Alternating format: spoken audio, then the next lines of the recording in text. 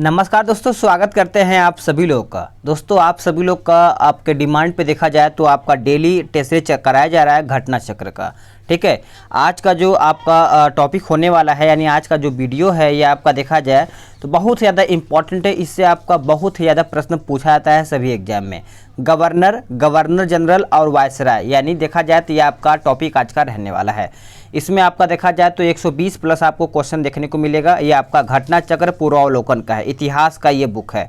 ये आप जान लीजिए कि अगर आप इस वीडियो को जो 2 से 4 बार देख लेते हैं तो आपका वायसराय से संबंधित आपका यहाँ पे देखा जाए तो जो वायसराय से संबंधित आपका यहाँ पे क्वेश्चन पूछा जाएगा, गवर्नर जनरल से क्वेश्चन पूछा जाएगा। आपका एक भी क्वेश्चन बाहर नहीं जाने वाला है, सभी एग्जाम में पूछा गया है और सभी इंपॉर्टेंट आपके लिए क्वेश्चन बन जाता है। मैं सोच रहा हूँ कि आप सभी लोग के लिए एक पॉलिटी का और एक दूसरा आपका हो जाएगा भूगोल, यानी जियोग्राफी पॉलिटी का मैं सोच रहा हूँ कि घटना चक्र का वो भी करा दूँ। तो बस आप सभी लोग सपोर्ट कीजिए ताकि मैं कोशिश करके उसको भी साथ में ले करके चलूँ। ठीक है, जैसा आपका रिस्पांस आएगा उसी के हिसाब से मैं ये सेट डेली बेस पे करवा पाऊँगा। बस आप वीडियो को लाइक कर दीजिएगा और शेयर भी करिएगा अपने ग्रुप में, ताकि और भी लोग इस वीडियो के माध्यम से अपना सेट रिविजन कर पाएंगे। तो चलिए सेट को शुरू कर लेते हैं। चलिए पहला प्रश्न देखेंगे कि निम्नलिखित कथनों पर विचार करके बताइए। ये सभी आपका IAS प्री 2007 में पूछा गया है, सभी प्रश्न आपका यहाँ पे पूछा गया है। तो इसका आंसर केवल बी हो जाएगा, यानी विलियम बैटिंग भारत के प्रथम गवर्नर जनरल थे। ये आपका ऑप्शन बी आंसर हो जाएगा।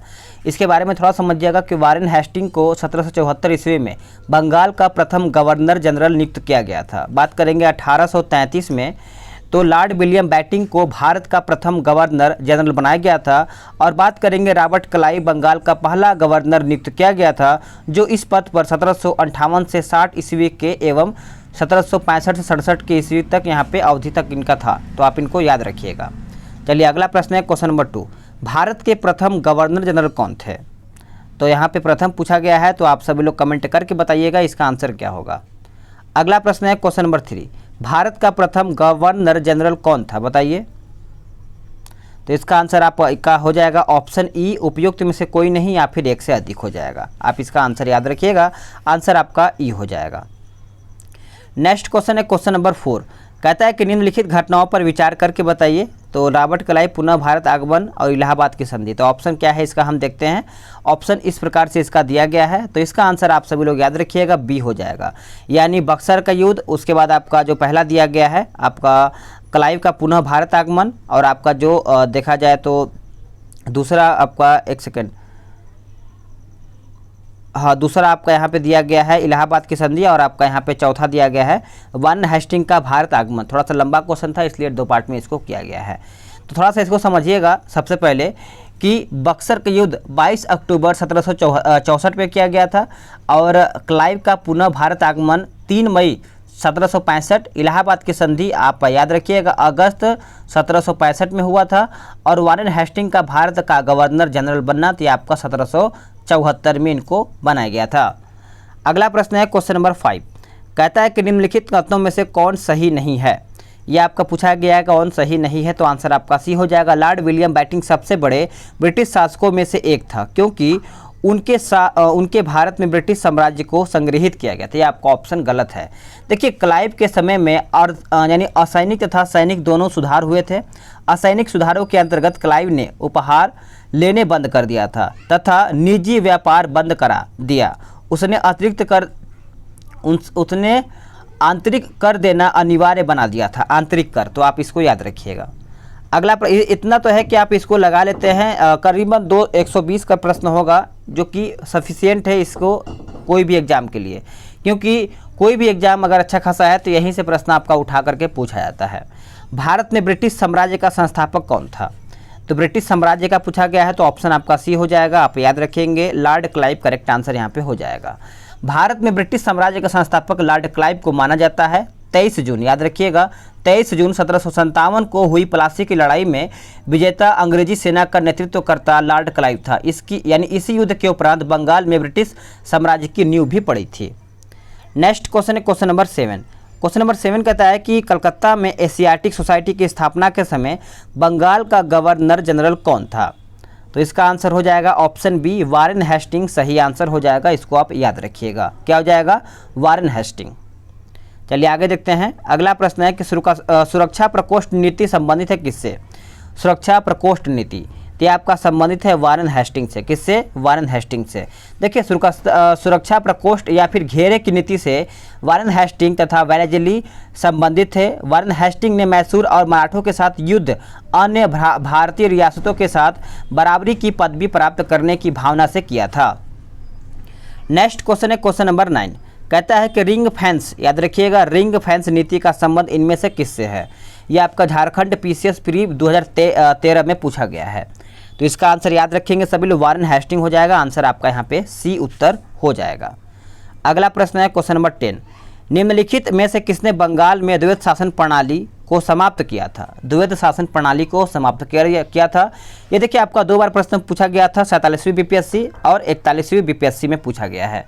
तो इस तरीके से ये प्रश्न रिपीटेड होता रहता है, ठीक है। तो इसका आंसर याद रखेंगे सभी लोग, वारेन हेस्टिंग हो जाएगा। आंसर आपका क्वेश्चन नंबर 10 का सी आंसर हो जाएगा। तो चलिए इसका आगे प्रश्न देख लेते हैं। अगला प्रश्न, सबसे पहले इसको थोड़ा समझिएगा कि वारेन हेस्टिंग के कार्यकाल में 1772 ईस्वी में कोर्ट ऑफ डायरेक्टर ने दोहरी प्रशासन प्रणाली को समाप्त करने का निर्णय लिया था तथा कलकत्ता परिषद एवं उसके प्रधान को आज्ञा दी कि वे स्वयं दीवान बने और बिहार, बंगाल तथा उड़ीसा के प्रबंध को अपने हाथ में ले ले। ठीक है, आगे देखते हैं। अगला प्रश्न है कि बंगाल में द्विशासन प्रणाली किसके द्वारा लागू किया गया था? बंगाल में। तो इसका आंसर आपका सी हो जाएगा, रॉबर्ट क्लाइव के द्वारा ये लागू किया गया था। आंसर आपका सी आंसर हो जाएगा। अगला प्रश्न है कि बंगाल में द्विशासन प्रणाली किसके द्वारा लागू किया गया था? तो अभी मैंने आपको बताया, रॉबर्ट क्लाइव के द्वारा ये किया गया था।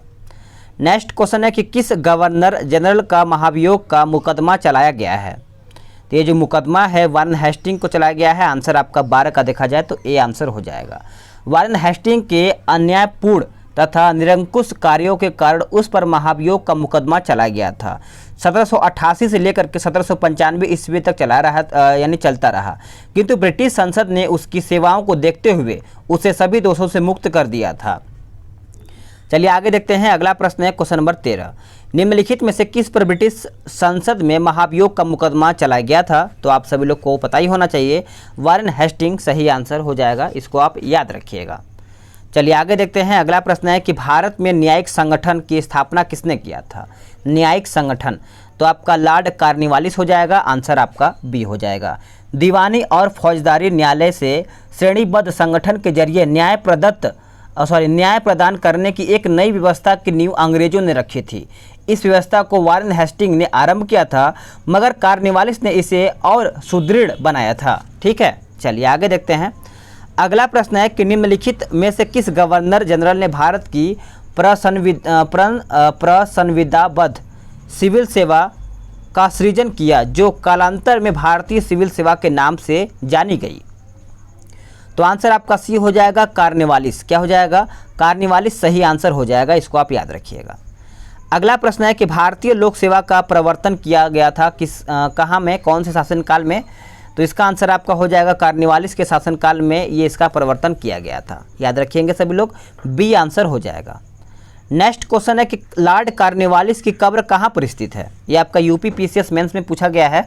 तो इसका आंसर याद रखेंगे, गाजीपुर में स्थित है। आंसर आपका ए हो जाएगा। देखिए, लॉर्ड कॉर्नवालिस 1786 से लेकर के 1793 ईस्वी एवं 30 जुलाई 1805 से लेकर के 5 अक्टूबर 1805 ईस्वी तक बंगाल का गवर्नर जनरल रहा। इसे भारत में स्तंभदारी अथवा स्थायी बंदोबस्त न्यायिक संहिता एवं भारतीय लोक सेवा के प्रवर्तक के रूप में जाना जाता है। ठीक है, और इसकी मृत्यु याद रखिएगा 5 अक्टूबर 1805 ईस्वी को गाजीपुर यानी उत्तर प्रदेश में हो गया था। नेक्स्ट क्वेश्चन है क्वेश्चन नंबर 18। लॉर्ड वेलेजली द्वारा लागू की गई सहायक संधि व्यवस्था के बारे में निम्नलिखित में से कौन सा कथन लागू नहीं होता है? तो आंसर आपका सी हो जाएगा, कंपनी के लिए एक नियत आय का प्रबंध करना। यानी देखा जाए तो 18 का ऑप्शन आपका सी हो जाएगा। अगला प्रश्न है कि लॉर्ड वेलेजली के सहायक संधि को स्वीकार करने वाला पहला मराठा सरदार कौन था? तो पहला मराठा सरदार पूछा गया है, तो पेशवा बाजीराव द्वितीय हो जाएगा। आंसर आपका ए हो जाएगा। बात करेंगे कि दौलत राव सिंधिया और जसवंत होलकर दोनों पूना में अपने को सर्वश्रेष्ठ प्रदर्शित करना चाहते थे। बाजीराव द्वितीय सिंधिया का साथ दे रहा था। उसने 1801 ईस्वी में जसवंत के भाई की हत्या कर दी। परिणाम स्वरूप जसवंत होलकर की सेना ने पूना पर आक्रमण कर पेशवा और सिंधिया की संयुक्त सेना को परास्त कर दिया था। नेक्स्ट क्वेश्चन है क्वेश्चन नंबर 20। 1802 की बसीन की संधि पर हस्ताक्षर किसके मध्य हुए थे? तो ये जो हुआ था अंग्रेज तथा बाजीराव द्वितीय के बीच में हुआ था। आंसर आपका बी हो जाएगा। नेक्स्ट क्वेश्चन है कि सहायक संधि को स्वीकार करने वाला पहला शासक कौन था? तो पहला शासक देखा जाए तो अवध का नवाब हो जाएगा। आंसर आपका 21 का ए आंसर हो जाएगा। देखिए बात करेंगे कि वेलेजली ने सहायक संधि का अस्वीकार नहीं किया था। इस प्रणाली का अस्तित्व पहले से ही था। संभवतः डुप्ले प्रथम यूरोपीय था जिसने अपनी सेना किराए पर भारतीय राजाओं को दे दिया था। ठीक है, चलिए नेक्स्ट क्वेश्चन देखते हैं। नेक्स्ट क्वेश्चन है कि सहायक संधि को किसके काल में क्रियान्वित किया गया था? बताइए। यूपीपीसीएस में 2011 में पूछा गया है। तो इसका आंसर आपका बी हो जाएगा, लॉर्ड वेलेजली हो जाएगा। बी आपका यहाँ पे आंसर हो जाता है। नेक्स्ट प्रश्न है कि निम्न में से सहायक संधि स्वीकार नहीं की थी किसने? तो देखा जाए तो 23 का आंसर आपका बी हो जाएगा। इंदौर के होलकर राज्यों ने इसको स्वीकार नहीं किया था। आंसर आपका बी हो जाएगा। बात करेंगे कि लॉर्ड वेलेजली ने 1798 से 1805 ईस्वी में भारतीय राज्यों को अंग्रेजी राजनीतिक परिधि में लाने के लिए सहायक संधि प्रणाली का प्रयोग किया। इंदौर के होलकर ने सहायक संधि स्वीकार नहीं किया था। जिन राज्यों ने वेलेजली की सहायक संधि स्वीकार की थी वे हैदराबाद, ये सब आपका मैसूर, तंजौर, अवध, पेशवा, बरार के भोंसले, सिंधिया, जोधपुर, जयपुर, मंछेरी, बूंदी तथा भरतपुर, ये सब आपका यहाँ पे स्वीकार ये सब किए गए थे। ठीक है, अगला प्रश्न है कि सहायक संधि व्यवस्था को स्वीकार करने वाले प्रथम भारतीय देशी शासक कौन थे? तो देशी शासक पूछा गया है तो हैदराबाद के निजाम हो जाएगा। आंसर आपका बी आंसर हो जाएगा। नेक्स्ट क्वेश्चन है क्वेश्चन नंबर 25। कहता है निम्नलिखित पर विचार कीजिए। निम्नलिखित पर विचार कीजिए जिन्होंने लॉर्ड वेलेजली के साथ सहायक संधि की थी और उनके द्वारा किए गए संधियों का सही कालानुक्रम नीचे दिए गए कूट से प्राप्त या फिर पता कीजिए। तो इसका आंसर याद रखेंगे, ए हो जाएगा 1, 2, 3, 4, यानी हैदराबाद, मैसूर, अवध, सिंधिया। ये मैंने आपको इसके पिछले वाले क्वेश्चन में बताया था कि ये सब आपका देखा जाए तो जो यहाँ पे सहायक संधि स्वीकार करने वाले। ठीक है। आगे प्रश्न है कि भारतीय राजाओं पर अंग्रेजी प्रभुत्व स्थापित करने के लिए किसने प्रशासन में सहायक संधि का या फिर सहायक संधि प्रणाली का सूत्रपात किया था? तो इसका आंसर याद रखिएगा, लॉर्ड वेलेजली हो जाएगा। आंसर आपका 26 का देखा जाए तो बी हो जाएगा।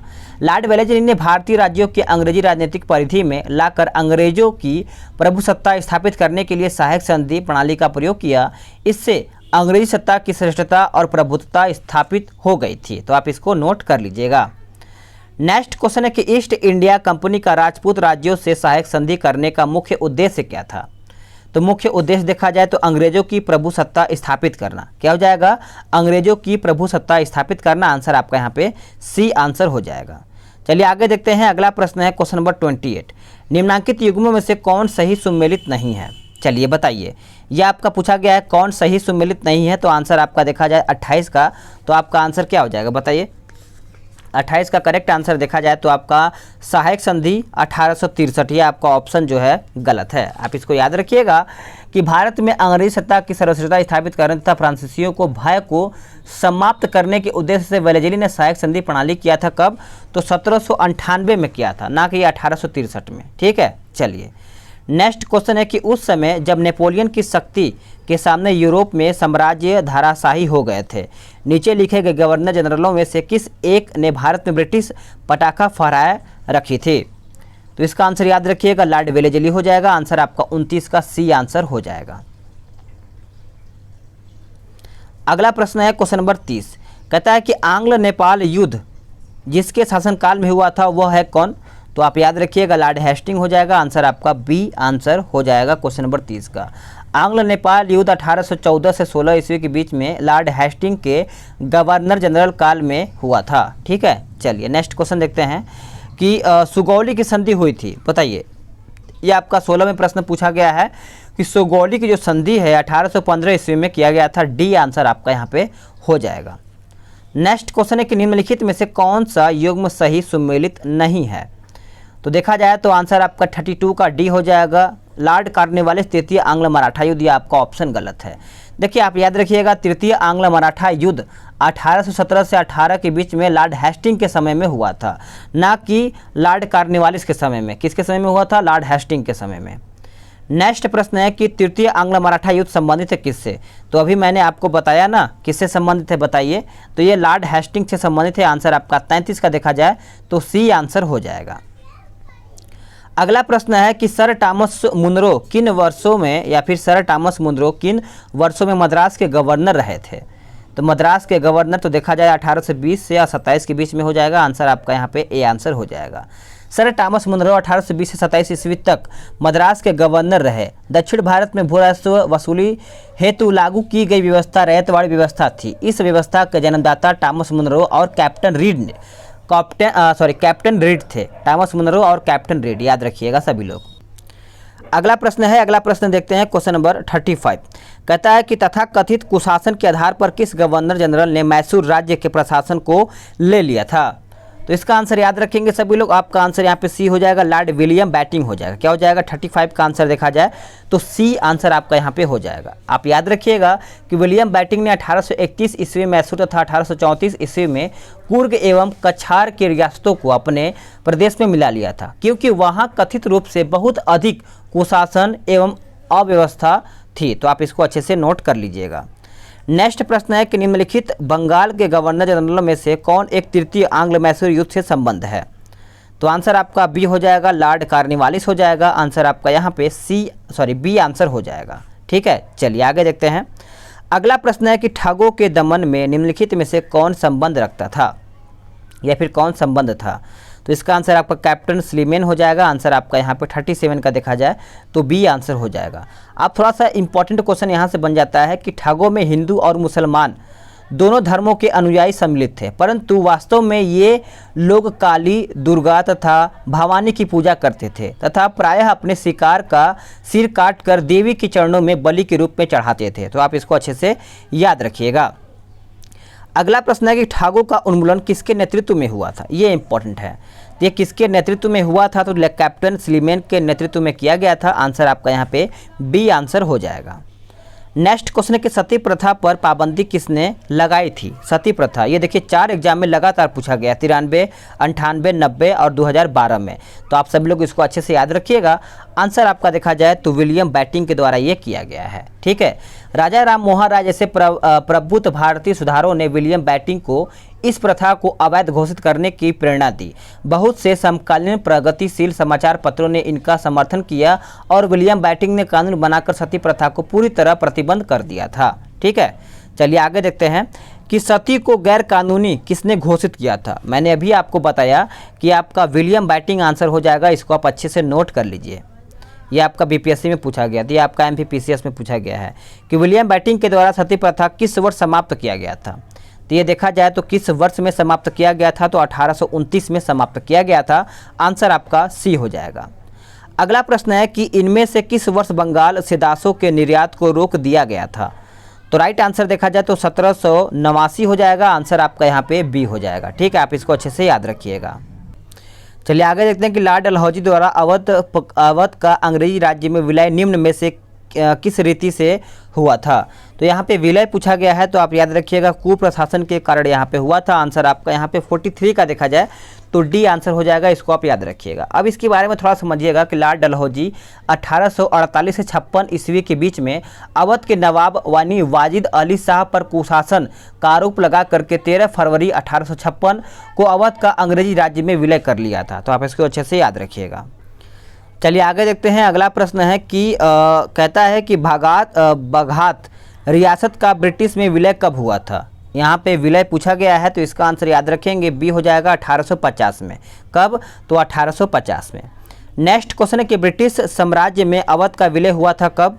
तो इसका आंसर आपका डी हो जाएगा 1856 में। चलिए नेक्स्ट क्वेश्चन देखते हैं कि विलय के सिद्धांत के तहत निम्नलिखित में से, चलिए 46 का आंसर बताइएगा। इसका आंसर क्या होगा? तो 46 का आंसर देखा जाए तो आपका यहाँ पे आंसर सी हो जाएगा 1, 3, 4, 2। याद रखिएगा, सतारा, बघात, उसके बाद आपका चौथा उदयपुर, आपका झांसी हो जाएगा। तो आप इसको अच्छे से याद रखिएगा।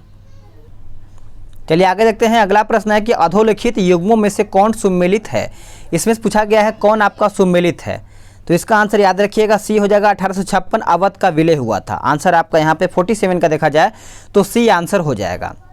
नेक्स्ट क्वेश्चन है कि निम्नलिखित में से किसने विलय की नीति आयोजित एवं क्रियान्वित किया था। तो आंसर आपका डलहौजी हो जाएगा। आंसर आपका सी हो जाएगा। सभी इंपॉर्टेंट आपके लिए प्रश्न बन जाता है। तो मैं आपको बार बार इसीलिए बोल रहा हूँ कि आप जितना हो सके उतना रिवीजन कीजिए, और मैं जहाँ तक मुझसे होगा मैं आपको सारा प्रैक्टिस सेट वीडियो के माध्यम से करा दूंगा। ठीक है, चलिए। ब्रिटिश द्वारा कुशासन का बहाना लेकर के निम्नलिखित प्रांतों में से किस एक का शासक हटा दिया गया था। तो इसका आंसर याद रखेंगे, ए हो जाएगा अवध। क्या हो जाएगा? अवध आपका सही आंसर हो जाएगा। नेक्स्ट क्वेश्चन, भारत में ब्रिटिश शासन के दौरान निम्नलिखित राजसी राज्यों के विलय क्रम विचार करके बताइए।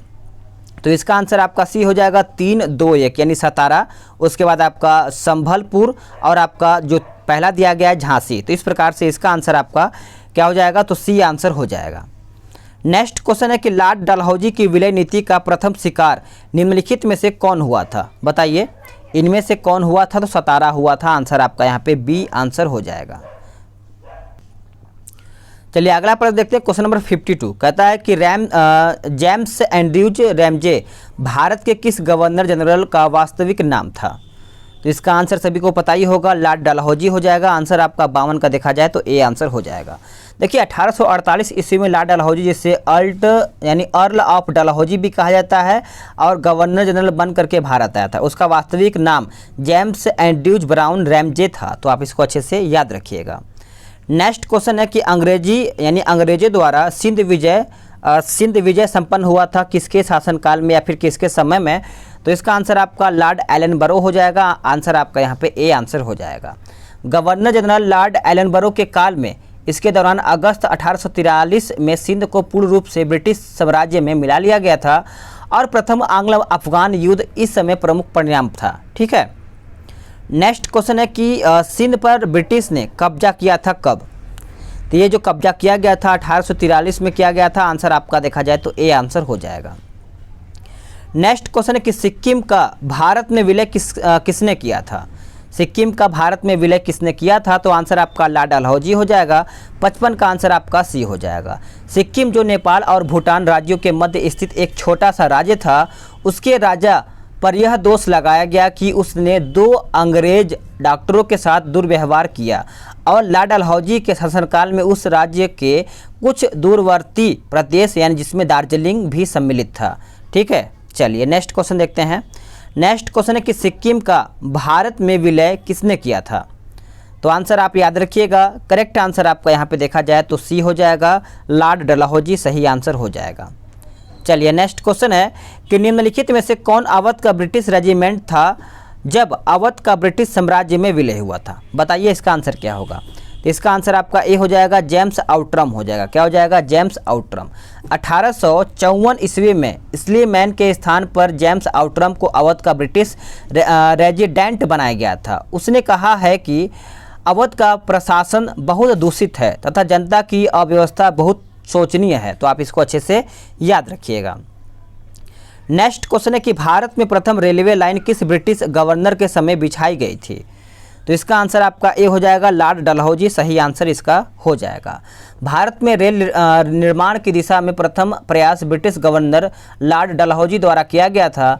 भारत में प्रथम रेलवे लाइन देखा जाए तो 1853 ईस्वी में बम्बई से थाने के बीच डलहौजी के समय में बिछाई गई थी। नेक्स्ट क्वेश्चन है कि भारत में प्रथम रेल लाइन का निर्माण किस नगरों में हुआ था।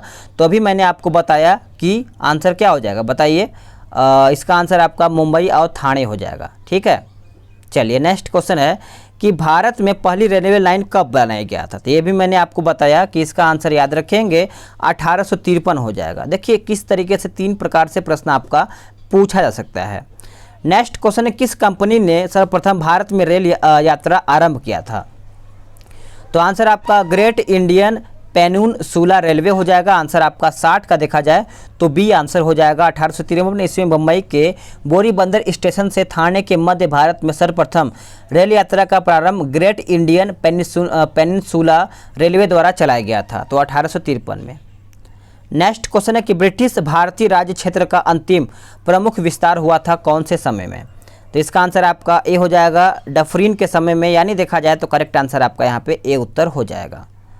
चलिए नेक्स्ट क्वेश्चन देखते हैं। नेक्स्ट क्वेश्चन है क्वेश्चन नंबर 62। कहता है कि पब्लिक वर्क्स डिपार्टमेंट को 1845 से 55 के दौरान स्वरूप देने वाले कौन थे? तो इसका आंसर आपका लॉर्ड डलहौजी हो जाएगा। आंसर आपका देखा जाए तो करेक्ट आंसर आपका यहाँ पे ए आंसर हो जाएगा। चलिए नेक्स्ट क्वेश्चन देखते हैं। Question number 63। विधवा पुनर्विवाह अधिनियम किसके शासनकाल में क्रियान्वित किया गया था? तो ये जो किया गया था लॉर्ड कैनिंग के समय में देखा जाए तो आंसर आपका बी उत्तर हो जाएगा।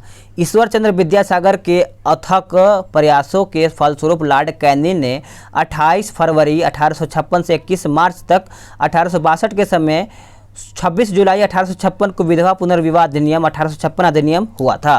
तो आप इसको अच्छे से याद रखिएगा, बहुत ज़्यादा इंपॉर्टेंट आपके लिए बन जाता है। ठीक है। 1 नवंबर 1858 को महारानी विक्टोरिया का घोषणा पत्र इलाहाबाद में पढ़कर सुनाया था किसने? तो ये जो सुनाया था किसने? तो लॉर्ड कैनिंग के द्वारा ये सुनाया गया था। आंसर आपका बी उत्तर हो जाएगा। बात करेंगे कि 1857 की महान क्रांति का सबसे महत्वपूर्ण परिणाम था महारानी की उद्घोषणा। यह घोषणा 1 नवंबर 1858 को इलाहाबाद में हुए दरबार में भारत के प्रथम वायसराय लॉर्ड कैनिंग के द्वारा उद्घोषणा किया गया था। नेक्स्ट क्वेश्चन है क्वेश्चन नंबर 65। कहता है कि निम्न में से कौन एक भारत का प्रथम वायसराय था? तो भारत का प्रथम वायसराय देखा जाए तो लॉर्ड कैनिंग हो जाएगा। आंसर आपका सी आंसर हो जाएगा।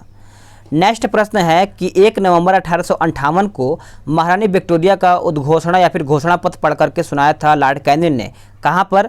तो अभी मैंने आपको बताया इलाहाबाद में। कहाँ पे? इलाहाबाद में। आंसर आप याद रखिएगा, यूपी PCS मेंस 2009 में पूछा गया है। अगला प्रश्न है कि अपने पुत्र के स्थान पर दूसरे उत्तराधिकारी को गोद लेने के अधिकार को पुनः स्थापित किया था। तो देखा जाए तो इसका आंसर आपका डी हो जाएगा, 1858 की सामग्री की घोषणा ने। आंसर आपका डी उत्तर हो जाएगा। अब इसके बारे में थोड़ा समझिएगा कि महारानी की उद्घोषणा के अनुसार 1 नवंबर 1858 को इलाहाबाद में हुए दरबार में लॉर्ड कैनिंग द्वारा उद्घोषणा की गई। इसमें भारतीय देशी राज्यों के प्रति नीति को भी व्यापक रूप से परिवर्तित किया गया था और ब्रिटिश साम्राज्य के लिए संभावित किसी संकटापन्न स्थिति में बचाव के लिए उनका प्रयोग करने हेतु उन्हें तैयार किया गया था। ठीक है। चलिए नेक्स्ट क्वेश्चन है कि महारानी विक्टोरिया को भारत की सामग्री नियुक्त किया गया था कब? तो इसका आंसर आपका सी हो जाएगा, 1877 में। कब? 1877 आपका सही आंसर हो जाएगा। नेक्स्ट क्वेश्चन है कि निम्नलिखित में से किस गवर्नर जनरल ने भारत में दास प्रथा को समाप्त किया था? तो इसका आंसर आपका बी हो जाएगा, लॉर्ड एलनबरो। क्या हो जाएगा? लॉर्ड एलनबरो सही आंसर आपका यहाँ पे हो जाएगा। नेक्स्ट क्वेश्चन है कि निम्न युग्मों में से कौन एक सही सुमेलित है? तो करेक्ट आंसर देखा जाए तो लॉर्ड कॉर्नवालिस और स्थायी बंदोबस्त आपका सही आंसर हो जाएगा 70 का। देखिए लॉर्ड कॉर्नवालिस ने 1793 ईस्वी में स्थायी बंदोबस्त प्रणाली लागू किया, जबकि चतुराईपूर्ण निष्क्रियता की नीति जॉन लॉरेंस सहायक संधि को लॉर्ड वेलेस्ली से तथा व्यक्तित्व का सिद्धांत लॉर्ड डलहौजी के संबंध है। ठीक है। चलिए आगे देखते हैं। अगला प्रश्न है कि निम्नलिखित में से किसका सुमेल नहीं है? तो किसका सुमेल नहीं है? तो लॉर्ड कैनिंग और उच्चतम निष्क्रियता हो जाएगा। आंसर आपका डी उत्तर हो जाएगा। ठीक है। चलिए आगे देखते हैं। अगला प्रश्न है क्वेश्चन नंबर 72। स्थायी बंदोबस्त किसके शासनकाल में प्रारंभ किया गया था? बताइए किसके समय में ये देखा जाए तो प्रारंभ किया गया था? तो आंसर आपका बी हो जाएगा, लॉर्ड कॉर्नवालिस हो जाएगा। क्या हो जाएगा? Lord Cornwallis. इसको आप अच्छे से नोट कर लीजिएगा। नेक्स्ट क्वेश्चन है कि निम्नलिखित में से सही सुमेलित नहीं है कौन सा? तो इसमें से कौन सही सुमेलित नहीं है? तो 73 का आंसर देखा जाए तो सी हो जाएगा, लॉर्ड हेस्टिंग द्वितीय आंग्ल मराठा युद्ध। आप सभी लोग याद रखिएगा, द्वितीय आंग्ल मराठा युद्ध 1803 से 1805 ईस्वी के बीच लॉर्ड वेलेस्ली के काल में हुआ था, ना कि हेस्टिंग के समय में। लॉर्ड वेलेस्ली के समय में हुआ था। अगला प्रश्न है कि पेशवाई को कब समाप्त किया गया था? तो पेशवाई को जो ये समाप्त किया गया था 1818 में। आंसर आपका क्या हो जाएगा? तो बी आंसर हो जाएगा। नेक्स्ट क्वेश्चन है कि निम्नलिखित में से किसने राजपूताना की देशी रियासतों के साथ 1817 से 18 के अधीनस्थ संधि की बातचीत की थी? तो इसका आंसर आपका बी हो जाएगा, चार्ल्स मेटकॉफ हो जाएगा। क्या हो जाएगा? चार्ल्स मेटकॉफ सही आंसर हो जाएगा। राजपूताना की रियासतों के साथ वर्ष 1817 से 1817 से 18 के अधीनस्थ संधि को वार्ता चार्ल्स मैटकॉफ ने किया था। लॉर्ड हेस्टिंग ने राजपूताना पर ब्रिटिश सर्वोच्चता तथा मराठों को पिंडारियों के प्रति राजपूताने की तटस्थता सुनिश्चित करने के लिए दिल्ली के तत्कालीन रेजिडेंट चार्ल्स मैटकॉफ को वार्ताकार बनाया था। तो आप इसको अच्छे से याद रखिएगा। निम्न में से कौन सुमेलित नहीं है? तो कौन सुमेलित नहीं है? तो सर जान शोर और आंग्ल नेपाल युद्ध आपका इसमें सुमेलित नहीं है। अब थोड़ा सा समझिएगा कि आंग्ल नेपाल युद्ध लॉर्ड हेस्टिंग के काल में हुआ था। किसके काल में? तो लॉर्ड हेस्टिंग के काल में। नेक्स्ट क्वेश्चन है क्वेश्चन नंबर 77। निम्नलिखित में से कौन एक सही सुमेलित है? तो सही सुमेलित आपका लॉर्ड वेलेजेली चतुर्थ आंग्ल मैसूर युद्ध हो जाएगा। आंसर आपका 77 का देखा जाए तो सी आंसर हो जाएगा। नेक्स्ट क्वेश्चन है कि निम्नलिखित में से कौन सा युग्म सुमेलित नहीं है? बताइए इसका आंसर क्या होगा? तो इसका आंसर देखा जाए तो आपका डी आंसर हो जाएगा, लॉर्ड लीटन आंग्ल अफगान युद्ध का आरंभ होना। ठीक है, याद रखिएगा। अब देखिए प्रथम आंग्ल अफगान युद्ध जो आपका दिया गया है ये आपका देखा जाए तो 1839 से 42 ईस्वी के मध्य हुआ था। इस दौरान भारत के गवर्नर जनरल ऑकलैंड थे। ठीक है,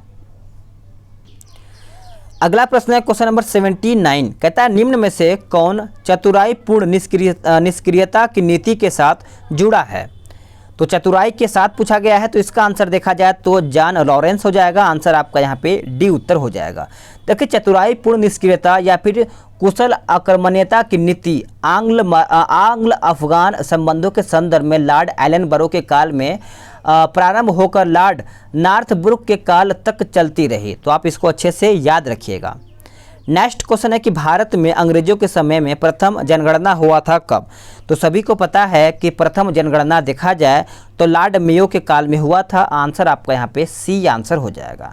18 से 69-72 के बीच में 1872 ईस्वी में प्रारंभ हुआ था, किंतु लॉर्ड रिपन के काल में नियमित जनगणना 1881 ईस्वी से शुरू हो गया है। अगला प्रश्न है कि वो कौन व्यक्ति था जिसने भारत में पहली बार जनगणना करवाई थी? तो आप सभी लोग याद रखिएगा 81 का आंसर आपका लॉर्ड मेयो हो जाएगा। आंसर आपका यहाँ पे डी आंसर हो जाएगा। नेक्स्ट क्वेश्चन है किस वायसराय की हत्या अंडमान निकोबार द्वीप समूह में जब वे भ्रमण पर थे एक दंडित अपराधी द्वारा किया गया था? तो इसका आंसर आप याद रखिएगा 82 का आंसर आपका सी हो जाएगा, लॉर्ड मेयो। क्या हो जाएगा? आंसर आपका सी हो जाएगा।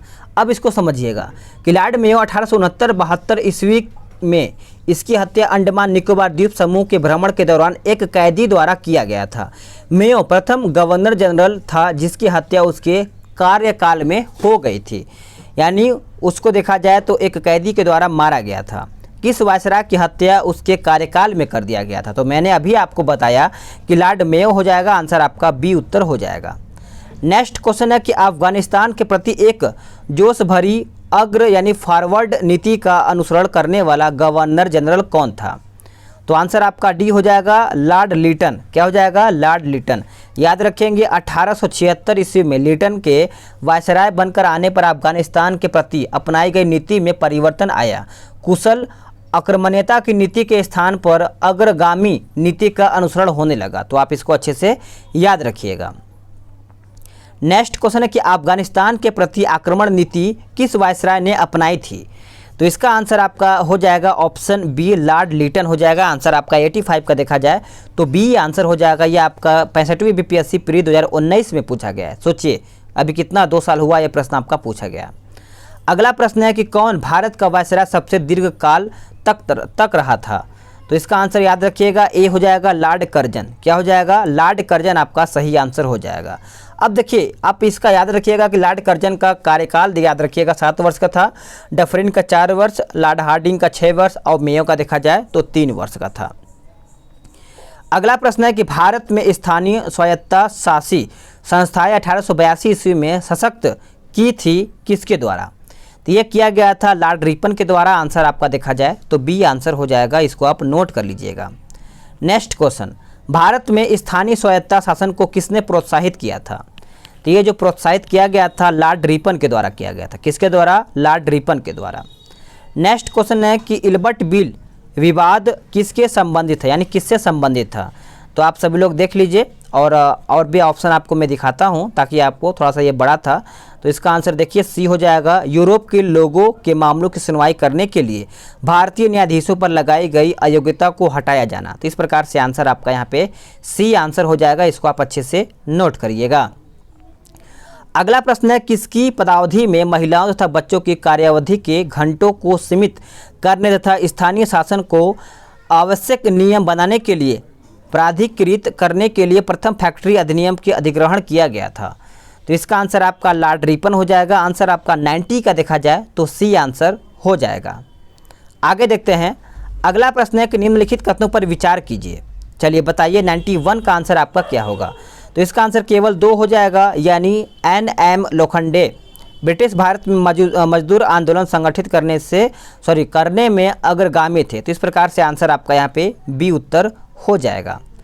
नेक्स्ट क्वेश्चन है कि निम्नलिखित में से किसे भारत में स्थानीय स्वायत्ता शासन का जनक माना जाता है? चलिए बताइए। तो इसका आंसर याद रखेंगे सभी लोग, डी आंसर हो जाएगा लॉर्ड रिपन। क्या हो जाएगा? Lord Ripon. देखिए लॉर्ड रिपन के कार्यकाल में प्रस्तुत स्थानीय स्वशासन प्रस्ताव 1882 ईस्वी से भारत में आधुनिक स्थानीय स्वशासन का प्रारंभ माना जाता है, 1882 ईस्वी से। ठीक है। अगला प्रश्न है कि निम्नलिखित कथनों में से कौन सही सुमेलित नहीं है? 93 का। तो देखा जाए तो आपका स्थानीय स्वशासन लॉर्ड रिपन, ये आपका ऑप्शन जो है गलत है। नेक्स्ट क्वेश्चन, अब इसमें देखिए आपको मिलान करके बताना है। ठीक है, इसमें आपको मिलान करके बताइए 94 का आंसर क्या होगा। तो सबसे पहले देखा जाए तो आपका क्लाइव आपका चला जाएगा बंगाल में दोहरा शासन, बेटिंग जो है आपका चला जाएगा अंग्रेजी शिक्षा, चार्ल्स मेटकॉप आपका चला जाएगा देखा जाए तो एक सेकेंड,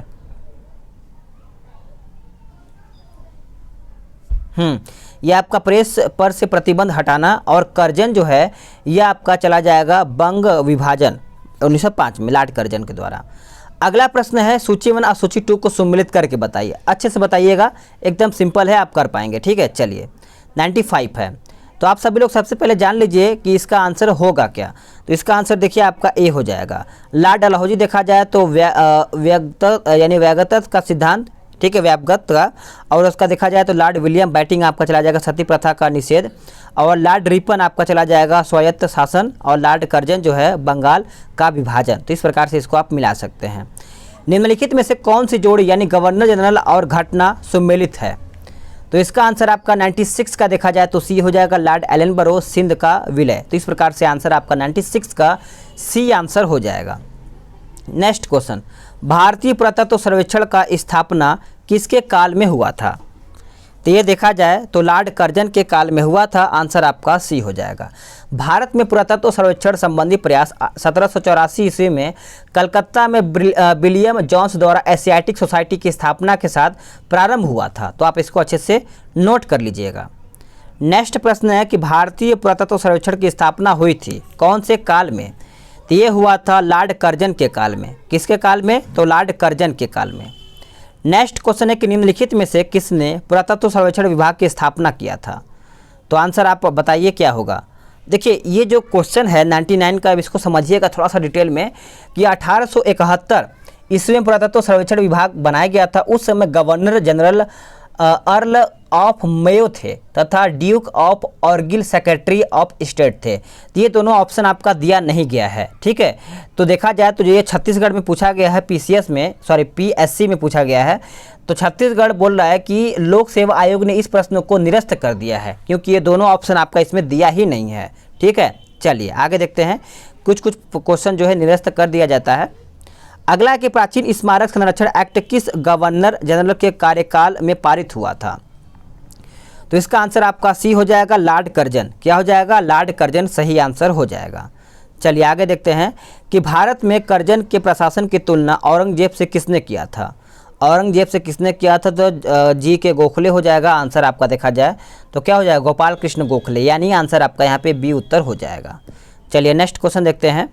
नेक्स्ट क्वेश्चन है कि इंपीरियल कैडेट कॉर्प्स की स्थापना किसने किया था? तो ये स्थापना किया गया था लॉर्ड कर्जन के द्वारा। किसके द्वारा?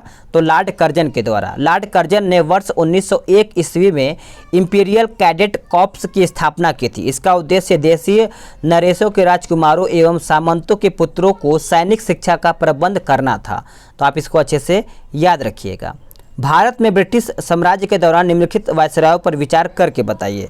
तो इसको 103 है, तो इसका ऑप्शन दिखाते हैं आपको कि इसका ऑप्शन दिया क्या गया है। इसका ऑप्शन कुछ इस प्रकार से दिया गया है, तो इसका आंसर याद रखिएगा 1 2 3 4 हो जाएगा। लॉर्ड कर्जन 1899 से, आप थोड़ा सा मैं लिख दे रहा हूँ, लॉर्ड कर्जन देखा जाए तो 1899 से 1905 तक था। और उसके बाद लॉर्ड हार्डिंग देखा जाए तो 1910 से 16 तक।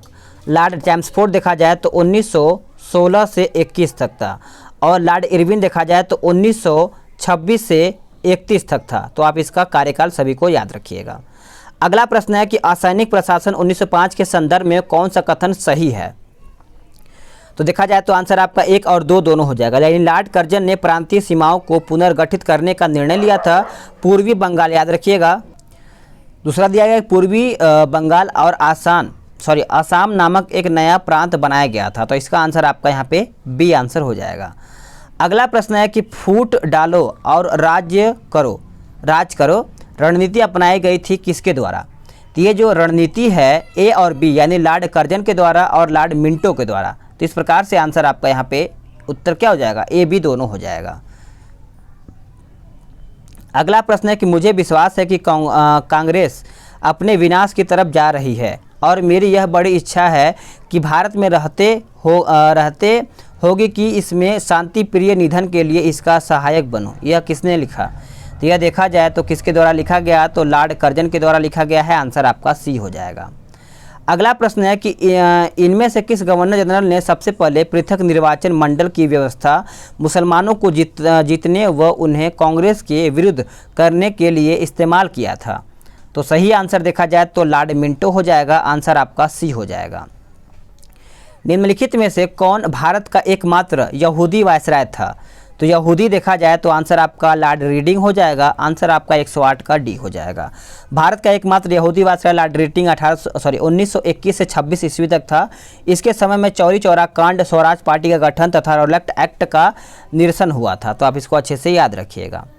अगला प्रश्न है कि निम्नलिखित युग्मों में से कौन एक सही सुमेलित नहीं है? तो सही सुमेलित नहीं है तो वर्नाक्युलर प्रेस एक्ट कर्जन, ये आपका गलत है। देखिए वर्नाक्युलर प्रेस एक्ट या फिर भारतीय समाचार पत्र अधिनियम 1878 ईस्वी में लॉर्ड रिपन के काल में पारित हुआ था। कर्जन नहीं, लॉर्ड रिपन हो जाएगा। नेक्स्ट क्वेश्चन है कि निम्नलिखित में से कौन सा एक युग्म सुमेलित नहीं है?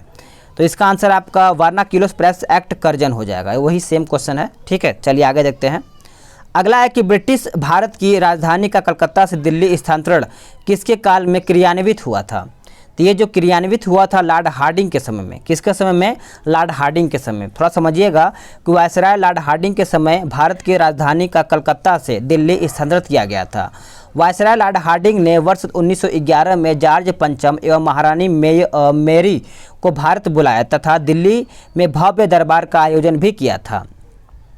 नेक्स्ट क्वेश्चन है कि सही जोड़े मिलाइए और इसका आंसर सही करके बताइए। तो इसका आंसर आपका सी हो जाएगा। बंगाल का विभाजन सभी को पता है।